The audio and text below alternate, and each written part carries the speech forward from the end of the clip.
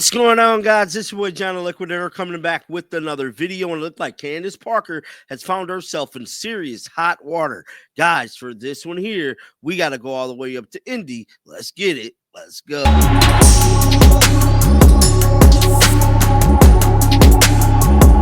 Aliyah Boston, Indiana Fever player, has launched a podcast with WNBA superstar legend Candace Parker.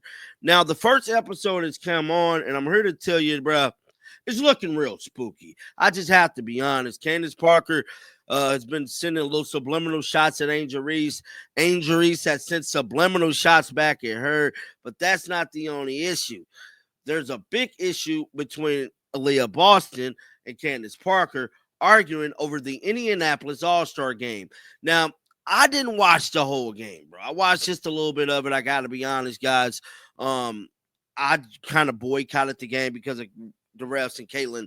So I didn't really watch the whole game. But everything I heard was it was a pretty bad game. Like, it was just hard to watch. We even had WNBA reporters and people in the media stating that they left in the damn third quarter, bro. Like, that's how bad this game was. Now, I believe that Aliyah Boston kind of took offense to that being stated to her, and Candace Parker called her out for them coming out wearing them damn shirts. Now, this is what Angel Reese stated. She reposted this. She said, I'll be mad too if a girl who was beautiful, rich, famous, and well-liked among her peers comes in, breaks my records, gets promotion, brand deals I couldn't get, and then has the audacity to steal my vet. I'll be bitter. Clout is one hell of a drug, like it really gets to a point. So that is what Angel Reese said about Candace Parker this morning. And this is when things got heated. That is because of this right here. So let me play some of these clips, guys.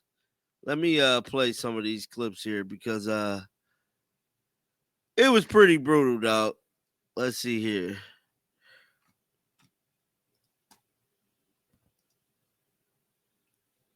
I think it was one of the best all-star games I won't say all-star games because the game, I'm going to be honest with you, Leah, it was awful. But what do you mean? The actual game? Are you kidding me? So right then and there, look at Aliyah Boston's face. Look at her face. She like, girl, I know you didn't just say that. Me? What you mean? What do I mean? The vibes were high. Leah, y'all, and hey, listen, I'm going to tell you, you don't have to say anything. So I'm going to preface, I'm going to be your vet. Don't say anything. But y'all cannot come out there with those shirts of pay us what you owe us. Pay us what you owe us. And then do that in the All-Star game. Here's the thing, though. Here's the opportunity. No, here's the thing. No. Here's the thing. I'm gonna let you finish, and then I'm gonna go back. We come out every single night and we show why we deserve the money we deserve. An All-Star game where when we have another game in 2 days, I think that is okay to just go out there and hoop and have some fun. Because on Tuesday, we were back at it. I don't think it's okay. This is why. Because fans play to come see y'all play, bro. They pay good money. Like, All-Star game tickets is higher than regular game tickets. And if I was a fan that paid $1,000 anything to see that, I would have been mad. I just got to be honest. I would have been super duper mad.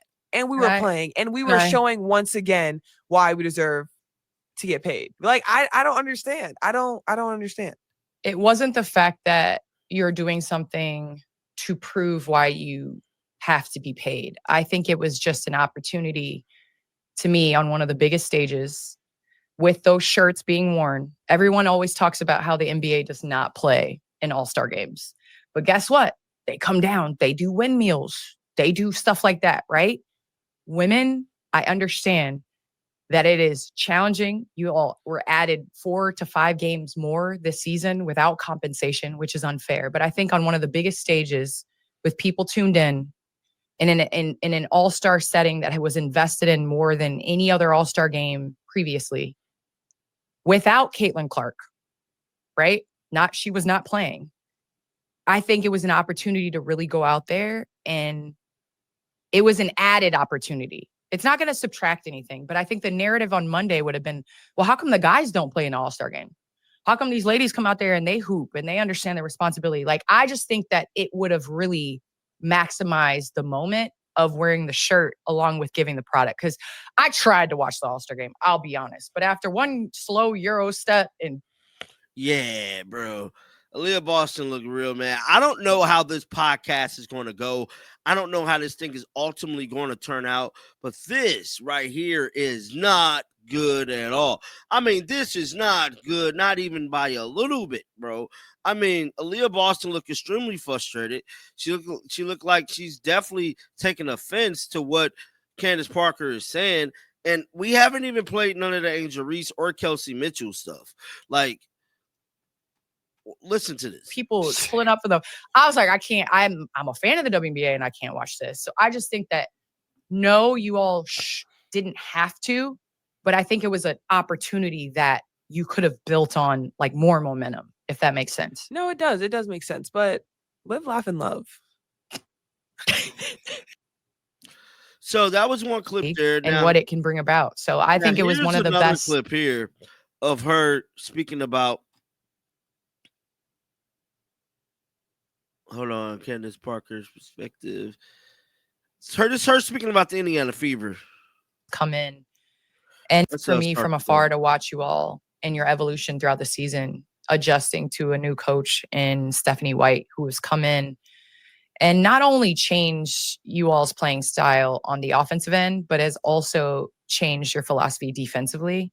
I think that's where you all have really taken the next step at the midway point in the season, is your defense is showing up more. Mm-hmm. And when you are able to run and get out in space, and you have to guard yourself, you have to guard Kelsey Mitchell, you have to guard Natasha Howard, you got to guard Caitlin, obviously, when she's back and healthy. And you have your floor spacers and Sophie Cunningham and Lexi Holt. Like, you all have people that can create space, and you're playing against a defense that's running back. I don't think that there's anybody that wants to do that wants to guard that in transition. Not for 40 minutes. Yeah, and then you're able to set your defense. Yep. So to me, my advice to you and your team right now is to get it right on that end, because the game is going to slow down in the playoffs, and you're going to want to try to get extra points and get extra buckets and make things easier on the offensive end. And you do that by playing solid defense. Yeah, no, I agree. Thank you. I agree. That's our focus, is always getting stops. It is getting stops because we like to play fast. Like, we like to get out. And it's hard for people to have to guard everyone. I know all my coaches pre-year 8. All right, she said this about Kelsey Mitchell. Let's see. Chicago, 35 points. Kelsey has been hooping this entire season. Honestly, I feel like sometimes she kind of flies under the radar. Everything she does for us sometimes just flies under the radar. But this last game against Chicago, 35 points, 7 3-pointers made. That girl was on fire. Honestly, that's probably where my assist came from.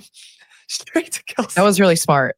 Pass the ball to her. Kelsey. Pass just give the it to her. To the hot hand and get assists. Just I like that. Give it to her. Well, she leads the league with 22.2 points per game in July. She's making history. Fastest player in Fever history, reached 500 points in a season. First Fever player to ever record 35 plus points in under 30 minutes. Has entered top 10 in NBA or WNBA history for career made threes with 620 and counting. And I must say, I understand Kelsey flew under the radar a little bit because, let's just be honest, Indiana wasn't very good when she got drafted.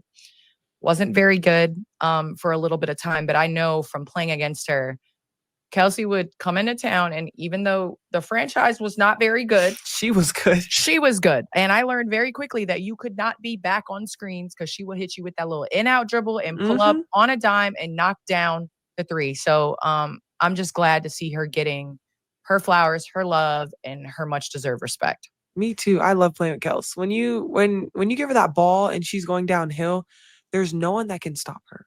It is like unreal. And that's why I love it. That's my girl. One thing I can say is that Kelsey Mitchell has definitely been balling.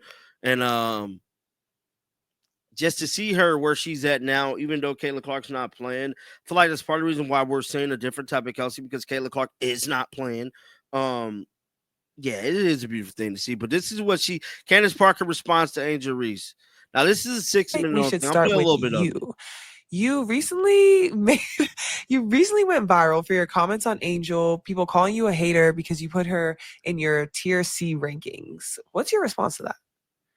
Okay, for those of you that don't know, I did a tier ranking, and I'm going to list the players: Asia Wilson, Nafisa Collier, Brianna Stewart, Caitlin Clark, Kelsey Plum, Sabrina Ionescu, Arika Gumbawale, Paige Beckers, Cam Brink, and Angel Reese.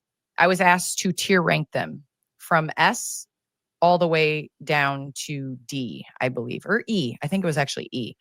And with that being said, I ranked some players in Asia Wilson, Nafisa Collier, and Brianna Stewart as S. The rest kind of fell between A and C. For all of those that are commenting comments under random Instagram posts about me, I didn't even realize that I went viral for this until I realized when I was kind of getting alerts on my Instagram of people being like, you're a hater, da da da, all this and all that. To all of those, first of all, some are misinformed and Now, that was some of the stuff that she had to say. You guys can check out the full thing on their podcast. Guys, get down in the comment section. Let me know your thoughts about this, man. Keep them bells on. And I'll be back with another one. And until next time, dog, shake the haters off. I'm out of here. Peace out.